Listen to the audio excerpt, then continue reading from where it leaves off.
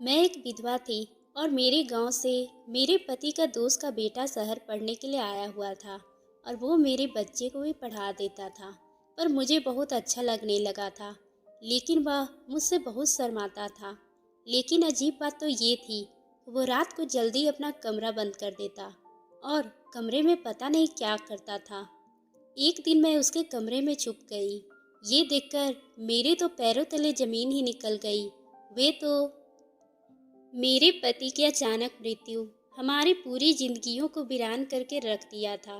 पर मेरी दोनों बेटियां जो चिड़ियों की तरह चहचहाती थी, वह बिल्कुल खामोश रहने लगी थी। अपने पापा की जुदाई ने उन्हें तोड़कर रख दिया था। बहुत ही कम उम्र में उन्होंने अपने पापा को खो दिया था और शायद उनके पापा की जगह जिंदगी भर कोई नहीं ले सकता था।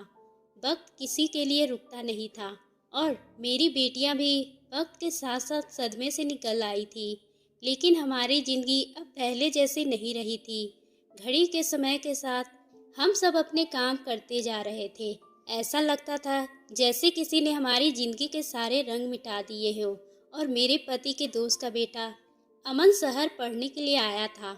उसके आने से घर में जैसे रौनक ही आ गई थी।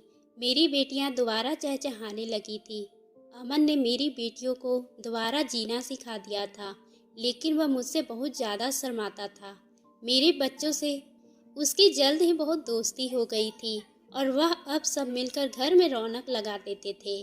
और अपनी बेटियों को खिलकर देखकर मैं दोबारा जी उठी थी। मैं बहुत ही कम उम्र में विधवा हो गई थी। मेरी शादी को 8 साल ही गुजरे थे और मेरी 2 बेटियां थी। हमारी खुशियों की उम्र बहुत ही छोटी साबित हुई और मेरे पति एक कार हादसे में मुझे छोड़कर हमेशा के लिए चले गए थे। इसी समय हमारी पूरी जिंदगी ही बदल कर रख दी थी। अपने पति के इस तरह चले जाने पर मैं पूरी तरह से टूट गई थी, लेकिन अपने बेटियों के लिए जिंदा रहना था। और विधवा होने के बाद मैंने फैसला कर लिया था कि अब मैं दूसरी शादी भी नहीं करूंगी और अपने बच्चियों के सौतेले बाप का साया नहीं पड़ने दूंगी। मैं अपनी बेटियों को लेकर बहुत ही गंभीर थी और मैं किसी पर भी भरोसा नहीं करती थी। इसलिए मैंने एक स्कूल में जॉब कर ली। सुबह मैं अपने बच्चों को स्कूल भेज देती और खुद भी स्कूल चली जाती और वापसी के समय उनके साथ लेकर आती। मैंने जिंदगी में इतना बड़ा नुकसान उठाया था कि मेरा दिल मजबूत हो गया था और अब मैं अकेले ही जिंदगी गुजार रही थी। ऐसे में अब अमन हमारी जिंदगी में आया तो जैसे जिंदगी में रंग भर गया। मेरे लिए भी बिल्कुल मेरे बच्चे जैसा ही था। कॉलेज की पढ़ाई के लिए शहर आया था और मैंने उससे कहा कि वह मेरी बेटियों को भी पढ़ा दिया करे ताकि मुझे भी कुछ वक्त आराम मिल जाए। अमन बहुत ही नेक और संस्कारी बच्चा था। कभी मेरे आगे आंख नहीं उठाकर देखा, बल्कि हमेशा सर झुकाकर ही बातें करता था और मुझे इस बात पे बहुत खुशी महसूस होती थी। मेरे पति के दोस्त ने उसकी अच्छी परवरिश की है। अमन दरअसल मेरे दोस्त का बेटा था। वो दोनों कॉलेज फ्रेंड थे। अमन ने मेरी दोनों बेटियों को पढ़ाना शुरू कर दिया था और जब से अमन उन्हें पढ़ा रहा था, वे दोनों पढ़ाई में बहुत ही अच्छी हो गई थी। उन्हें सभी टेस्ट बहुत अच्छे मार्क्स आ रहे थे, वरना पापा को खो देने के बाद तो उन दोनों की पढ़ाई बिल्कुल खराब हो गई थी। अमन ने जाते ही उन दोनों की पढ़ाई बहुत अच्छे से संभाल लिया था। वह सारे शाम उन दोनों को पढ़ाते पढ़ाते अपनी पढ़ाई भी पूरी कर लेता और मैं भी उसके करीब बैठकर अपने स्कूल का काम करती।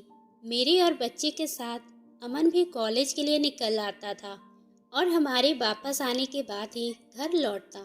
अमन के आने तक मैं खाना तैयार कर चुकी थी, लेकिन वह हमेशा कमरे में बैठकर अकेले खाना खाता।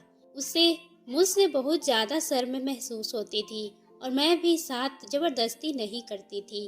आने वाले 3 साल उसने मेरे साथ ही रहना था और मुझे यकीन था कि हम करीब आ जाएंगे। अमन के आने से घर में छोटे मोटे काम निपटने लगे थे। वो घर का सारा सौदा खुद बाजार से लेकर आता और कभी कभी तो घर की सफाई भी कर देता था। मुझे अमन ने अपने पति की झलक नजर आती थी। कहीं न कहीं वो भी बिल्कुल उन्हीं के जैसा था। जब तक मेरे पति जिंदा थे, उन्होंने भी हमेशा इसी तरह से साथ दिया था। वो घर के कामकाज में भी मेरा हाथ बटाया करते थे उन्हें भी अमन की तरह छोटी छोटी बातों का ख्याल रखना था। हमारी लव मैरिज हुई थी। मेरे पति भी गांव से शहर पढ़ने के लिए ही आए थे और कॉलेज में ही हम दोनों की दोस्ती हो गई।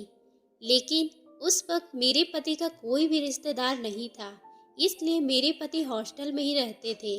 4 साल तक मैं और मेरे पति एक दूसरे से मोहब्बत के रिश्ते में बंधे थे और जैसे ही पढ़ाई पूरी की तो मेरे पति अपने घर वालों से मेरे बारे में बातें की और सब कुछ राजी खुशी से हो गया। मेरे घर वाले तो पहले से ही जानते थे, क्योंकि मैं ज़्यादातर उसी की बात करती थी। इसलिए जब घर वाले रिश्ते लेकर आए तो मेरे पापा ने तुरंत ही हाँ कर दी और उस दिन मैं उनकी दुल्हन बनी। मुझे ऐसा महसूस हो रहा था कि जैसे मेरी पूरी ज़िंदगी ही पूरी हो गई हो। उनका साथ मेरी ज़िंदगी का सबसे खूबसूरत पल था। अपना घर छोड़कर मैं उनके घर चली आई थी और बाद में मैंने कभी पीछे पलटकर नहीं देखा था, बल्कि अपने आने वाले हर पल को अपने पति के साथ बहुत ही खूबसूरत बनाया था। शादी के 8 साल में ऊपर वाले ने हमें 2 प्यारी प्यारी बेटी भी दी थी। मेरे पति ने शादी से पहले शहर में जॉब कर ली थी और हमें शहर में भी अपना घर बना लिया था। इसलिए हमें कभी भी शहर इसलिए मुझे कभी गांव जाना ही नहीं पड़ा। मेरे पति की कॉलेज फ्रेंड मनीषा कभी कभी हमसे मिलने आ जाती थी और अमन मनीषा का ही बेटा था। मेरी शादी के वक्त अमन की उम्र 12 से 13 साल के करीब थी, लेकिन अब वो 20-21 साल का नौजवान बच्चा था। शादी के बाद मैं और मेरे पति 1-2 बार गांव गए थे, लेकिन मुझे गांव की ज़िंदगी बहुत ही मुश्किल लगी थी, इसलिए हम दोनों दोबारा कभी गांव ही नहीं गए। ज़िंदगी बहुत ही अच्छी गुजर रही थी, हमें किसी भी चीज़ की कोई कमी नहीं थी। बेटियों के पैदाइश के बाद मेरे पति ने अपनी जॉब में भी तरक्की हासिल कर ली थी, लेकिन किस्मत को शायद कुछ और ही मंजूर था। एक ऐसी सुबह मेरे पति मुस्कुराते हुए जॉब के लिए घर से निकले थे और फिर लौटकर वापस नहीं आए थे, बल्कि थोड़ी देर में मुझे खबर मिली कि मेरे पति का कार एक्सीडेंट हो गया है। ये खबर मेरे लिए किसी कयामत से कम नहीं थी। मैं फौरन अस्पताल के लिए दौड़ पड़ी थी और गांव से भी फ़ोन कर दिया था, लेकिन शायद मेरे पति हमसे रिश्ते की इतनी उम्र लिखवा कर नहीं आए थे और इसलिए वो आने वाले कुछ घंटों में ही मेरा साथ छोड़कर चले गए। आज भी मुझे जब वे दिन याद आते हैं तो मेरे रोंगटे खड़े हो जाते हैं। अपनी आंखों के सामने बिछड़ते देखा था, अभी भी आंखें बंद करती हूँ तो याद आते हैं। मेरे पति जाने से पहले मुझे वादा किया था कि मैं उनकी बेटियों को बहुत अच्छे से पाल पोस कर बड़ा करूँगी। मैं इसी वादे को निभाने की कोशिश कर रही थी। अमन की माँ मनीषा भी अपने दोस्त के अचानक जाने पर टूटकर रह गई थी। मेरे पति की जब कभी याद आती तो अपने दोस्त को याद करके फ़ोन पर बात कर लिया करती थी। मेरे पति की दोस्त मनीषा का हमारे साथ बहुत ही अच्छा व्यवहार था और मुझे वह बहुत ही पसंद थी। एक बार जब मनीषा ने मुझे अमन की पढ़ाई के लिए उसे शहर भेजने की बात कही तो मैं खुद ही मनीषा से कहा वह अमन को हॉस्टल में भेजने के बजाय हमारे घर भेजते। घर भी अमन के अंकल का ही तो है और मुझे भी किसी का साथ मिल जाएगा। मेरी बात सुनकर जैसे मनीषा की मुश्किल हल हो गई थी, क्योंकि वे अमन को अकेले हॉस्टल भेजते हुए घबरा रही थी। मनीषा ने मुझे बताया था कि अमन एक बहुत ही सीधा साधा और शर्मीला लड़का है और बहुत जल्द ही किसी से घुलता मिलता नहीं है। और मैं खुद भी देख लिया था कि हमारे घर आए 1 महीने हो गया था, लेकिन अमन उसने कभी मुझसे ठीक तरह से बात भी नहीं की थी, बल्कि जैसे ही मैं उससे कोई बात करती तो शर्म से सर झुका लेता और रात को भी जल्दी अपने कमरे में जाकर बंद हो जाता था, जबकि मैं मेरी बेटियां लॉन में बैठकर एक साथ टीवी देख रही होती, लेकिन वह कभी भी हमारे साथ नहीं बैठता था।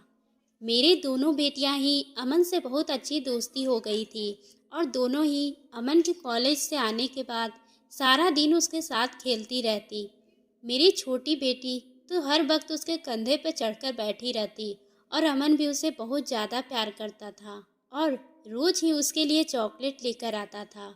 मैंने कई बार अमन को मना किया था, लेकिन अगले दिन मैं चॉकलेट फिर लिए आता और पिछले कुछ दिनों से मेरी तबीयत बहुत ख़राब हो रही थी और मुझे कुछ समझ नहीं आ रहा था।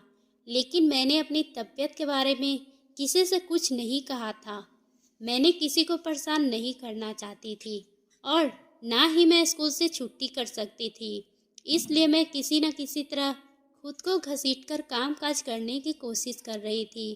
लेकिन हर पल गुजरते दिन के साथ मेरी तबीयत और भी ज़्यादा खराब हो रही थी। जब रात के वक्त मेरी तबीयत कुछ ज़्यादा ही खराब महसूस होने लगी तो मैं अपने कमरे से बाहर निकल आई। मुझे घुटन महसूस हो रहा था, इसलिए मैं छत पे चली गई। छत के कोने में एक कमरा था, मैं वही सामने बैठ गई। मेरा नज़र अमन के दरवाजे की तरफ थी। आज मुझे ना जाने क्यों इस बात का एहसास हो रहा था कि अमन रोज रात को होते ही जल्दी अपने कमरे में चला जाता है और फिर सुबह वापस निकलता है, जबकि उसके कमरे में टीवी वगैरह भी नहीं थी। तो इतनी जल्दी अपने कमरे में क्यों बंद हो जाता है। आजकल शहर के कॉलेज का माहौल कुछ ठीक भी नहीं चल रहा था और लड़के के नशे की लत लगाई जा रही थी। इसलिए मुझे अचानक ही अमन की फिक्र सताने लगी। वे 21 साल का मासूम लड़का था जो गांव के सीधे सारे मोहल्ले से पला बड़ा था। मेरे दिल में बार बार यही ख्याल आ रहा था कि कहीं शहर का माहौल उसे बर्बाद न कर दे। अमन जब तक शहर में था वो मेरी ही जिम्मेदारी था, क्योंकि उसकी माँ ने मुझ पे भरोसा करके उसे मेरे घर भेजा था। अगर वो किसी गलत संगत में पड़ जाता तो मैं मनीषा को क्या मुंह दिखाऊंगी। अमन को हमारे घर में आए हुए 2 महीने हो गए थे, लेकिन अब तक हम दोनों के बीच कोई दोस्ती नहीं हुई थी और ना ही कोई ऐसी बातचीत कि मैं डायरेक्ट अमन से पूछ सकती। वो तो मुझे देखते ही शर्म से सर झुका लेता और उसे भला कैसे पूछता कि रात को जल्दी अपने कमरे में जाकर क्या करता है। इसलिए मैंने सोचा कि मेरी तबीयत ठीक होते ही मैं खुद इस बात का पता लगाती हूँ कि आखिर अमन अपने कमरे में क्या करता है। 2-4 दिन तो मेरी बीमारी में ही गुजर गए थे और जैसे ही मैं खुद को थोड़ा बेहतर महसूस कर रही थी तो मुझे फिर अमन का ख्याल आया। और मैं एक रोज़ मेरी बेटियां टीवी में बिजी थी और अमन किचन में अपने लिए चाय बना रहा था। मैं खामोशी से उसके कमरे में जाकर छुप गई। मुझे पता था कि मेरी बेटियां अगले 1 घंटे तक टीवी के आगे नहीं उठेगी।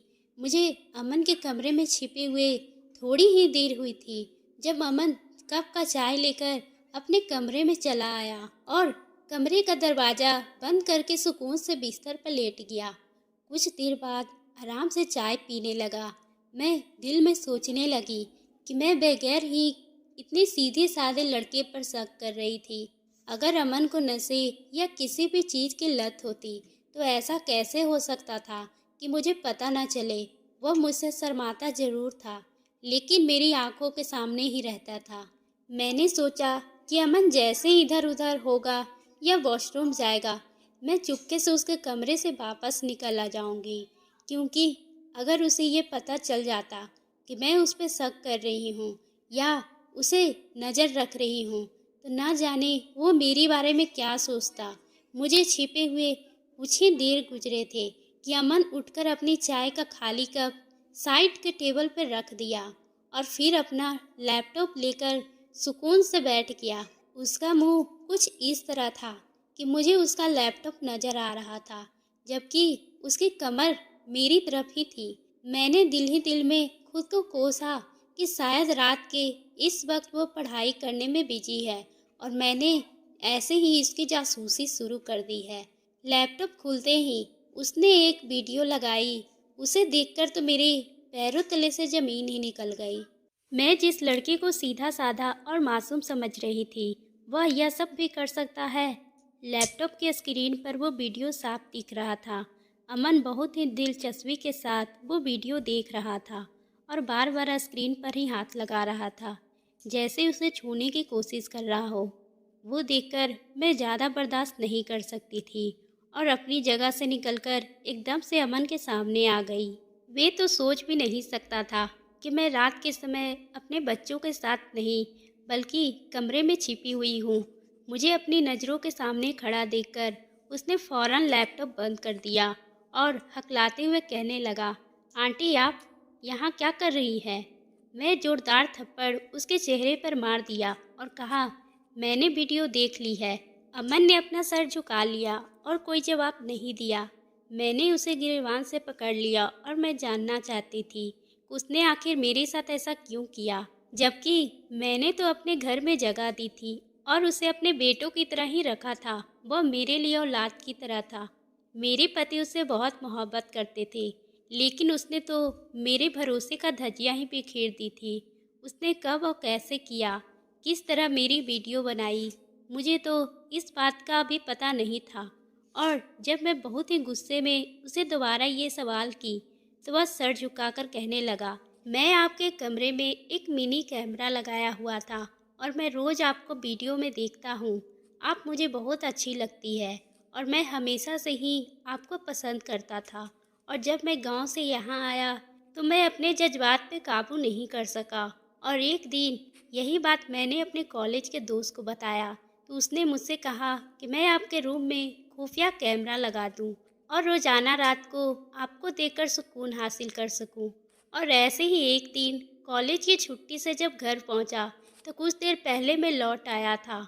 आप उस वक्त घर पर नहीं आई थी और स्कूल में आप थी। इसी बात का फ़ायदा उठाते हुए मैंने आपके रूम में कैमरा छुपा दिया। वे सर झुकाए अपने गुनाह को स्वीकार रहा था और मैं उसकी हिम्मत पे हैरान थी। मैंने बहुत दुखी से उससे पूछा, तुम्हें ऐसा करते हुए बिल्कुल भी शर्म नहीं आई? तुम भूल गए कि मैं तुम्हारी आंटी हूँ, तुम मेरे लिए बेटी की तरह हो। मेरी बात सुनकर वो हंस पड़ा और हंसते हुए कहने लगा, आप किसी गलत फहमी में जी रही हैं। आपके पति की मृत्यु हो चुकी है और अब आप मेरी आंटी नहीं रही। और अगर अंकल जिंदा भी होते तो अभी आप और मैं एक दूसरे के लिए गैर ही थे। और जब मैं शहर आया तो आप मेरी आंखों के सामने थी और मेरे जज्बात का इम्तिहान लेते रहे। ऐसे में मैंने खुद को रोकना बहुत ही मुश्किल था। और फिर जब मैं कॉलेज गया तो मेरे दोस्त बने और उन्होंने मेरे अंदर के जज्बात को जिंदा कर दिया और मुझे ज़िंदगी का एक ऐसा रूप दिखाया जिसे मैंने पहले कभी नहीं देखा था।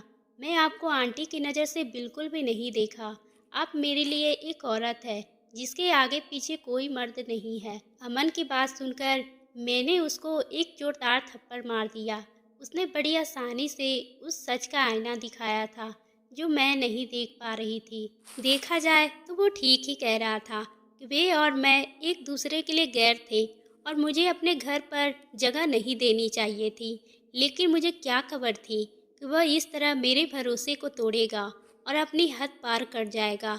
मैं अमन के लैपटॉप में अपनी सारी वीडियो डिलीट करवाई और उसे कहा कि वे अभी और इसी वक्त अपना सामान लेकर घर से निकल जाए, क्योंकि अब मेरे घर में उसकी कोई जगह नहीं है। अमन कहने लगा, वो मुझसे मोहब्बत करने लगा है और मुझे अपनाना चाहता है। मैंने एक कड़ी निगाहें उस पर डाली और उससे कहा कि मैं कोई तमाशा नहीं चाहती हूँ। इससे बेहतर होगा कि वो खामोशी से हमेशा के लिए मेरी ज़िंदगी से निकल जाए। मैं उससे कहा कि मैं मनीषा की परवरिश को शर्मिंदा नहीं करना चाहती, इसलिए इस बारे में कुछ नहीं कहूँगी, लेकिन दोबारा कभी वे अपनी शक्ल ना दिखाए। मेरी बात सुनकर उसने खामोशी से अपना सामान समेट लिया था। मैं जानती थी कि उस उम्र के पड़ाव में था जिसमें अक्सर लड़के जज्बात में आकर गलत हरकत कर जाते हैं, लेकिन मुझे हरगिज़ भी अंदाज़ा नहीं था कि वो इस कदर आगे निकल जाएगा। अमन ने रात के अंधेरे में खामोशी से मेरे घर को छोड़ दिया था और मैं अपनी बेटियों को अपने पास ले ली थी। अमन खुद तो चला गया था, लेकिन मुझे अपने और पराये मर्द के बीच का फ़र्क बहुत अच्छे से समझा गया था। मैं जान गई थी कि ऊपर वाले ने हर रिश्ते के लिए अलग हद रखी है ताकि इंसान को कोई नुकसान न उठाना पड़े। मुझे यकीन था कि जैसे जैसे अमन ज़िंदगी में आगे बढ़ेगा उसे अपनी गलती का एहसास हो जाएगा। मैं अब अपनी ज़िंदगी में किसी गैर मर्द पर भरोसा करने वाली नहीं थी। तो दोस्तों, आपको ये कहानी कैसी लगी? अगर पसंद आई हो तो आप हमारे चैनल को सब्सक्राइब करना ना भूलें और बेल आइकन को भी प्रेस कर लें ताकि हम आपके लिए इसी तरह की दिलचस्प कहानी लाते रहें।